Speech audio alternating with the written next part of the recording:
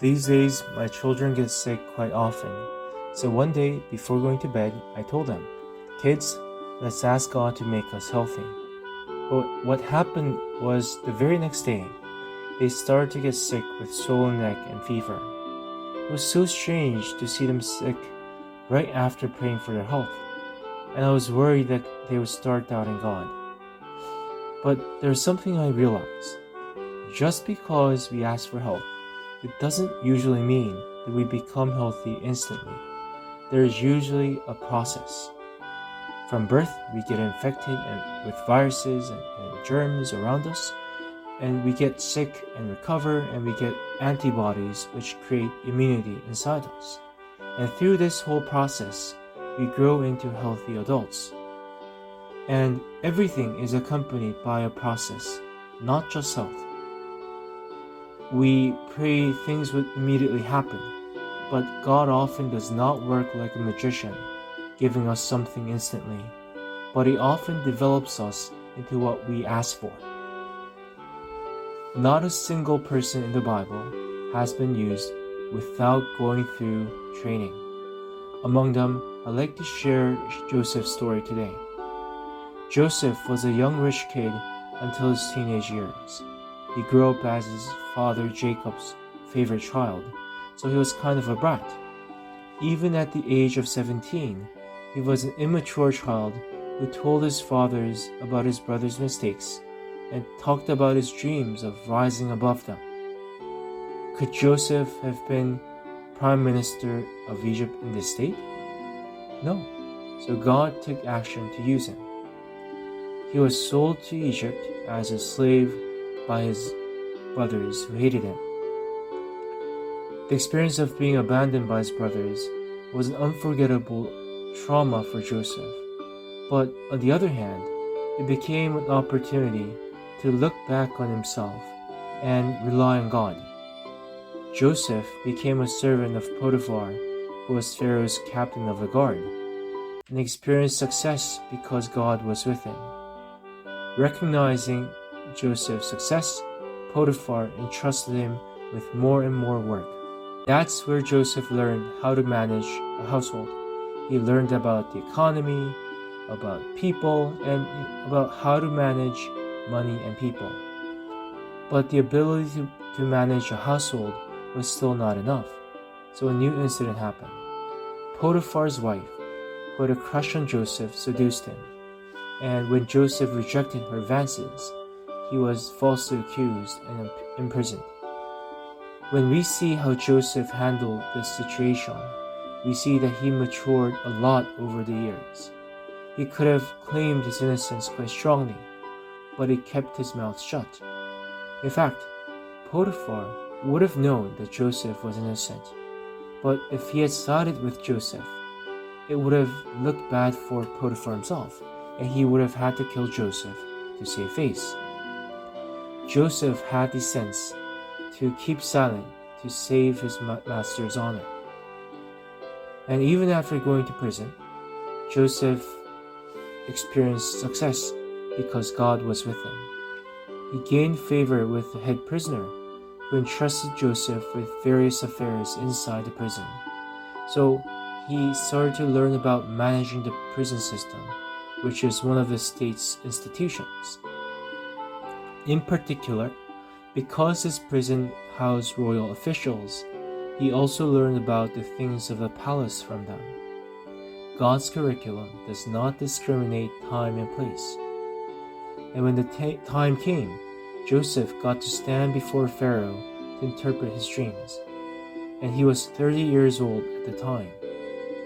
It was obvious that Pharaoh's dreams meant that Egypt would face disaster, so no one wanted to interpret them. However, Joseph thought that God gave these dreams to tell Pharaoh to make preparations. He provided a solution to him. Pharaoh recognized Joseph's brilliance and appointed him as the prime minister.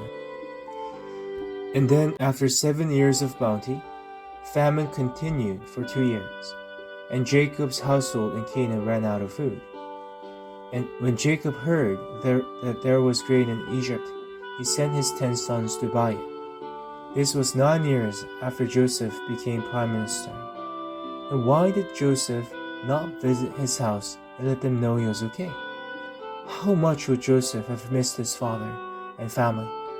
But he seems to have lived a life of asking God about everything.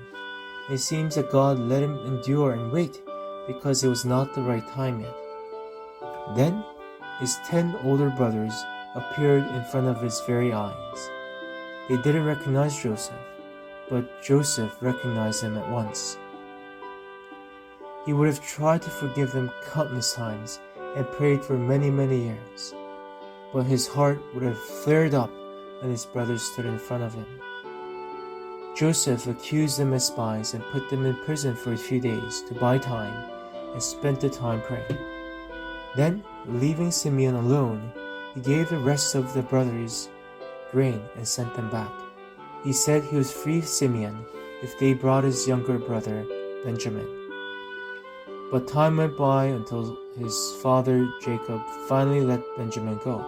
The famine was severe, and Jacob's family ran out of grain again. Finally, Jacob put even Benjamin in God's hands and sent them back to Egypt with the resolve that if he were to lose Benjamin, then he would. When Joseph saw Benjamin, he had to suppress his overwhelming emotions, and he served them a grand meal. Then he gave them grain and sent them home, and then he immediately had his men bring them back.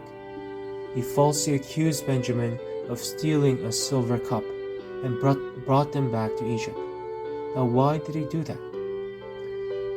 He wanted to test his older brothers. Joseph was an immature and naive teenager, became a brilliant strategist over the course of 20 years. I think he tested them to see if they would abandon Benjamin as they had abandoned him, and imagine him thinking of taking care of Benjamin if they had not changed.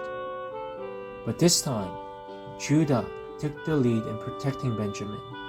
Judah pleaded with Joseph that Benjamin was their father's favorite child, and that their father regarded him as his very life. So he volunteered to become a slave in Benjamin's place. Judah seems to have become a man who understood his father's heart more than anyone else, after going through the pain and shame of losing his wife and 2 sons, and unintentionally having children with his daughter-in-law. After hearing Judah's plea, Joseph finally revealed his identity. He cried aloud and hugged his brothers, and he forgave them. Over the course of 20 years, Joseph realized that not only has himself changed, but his brothers have also changed. And he realized that it was God who sent him to Egypt, not his brothers. God who was with Joseph is with us now. The God who created Joseph created us too. God doesn't let the results come out of their own instantly like a magician.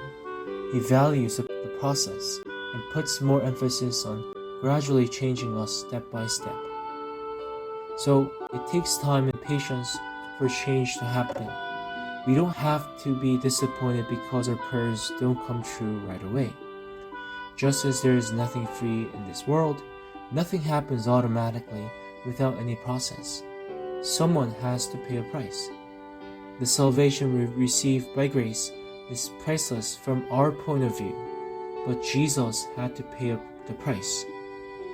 And I hope our prayers will be upgraded to the next level.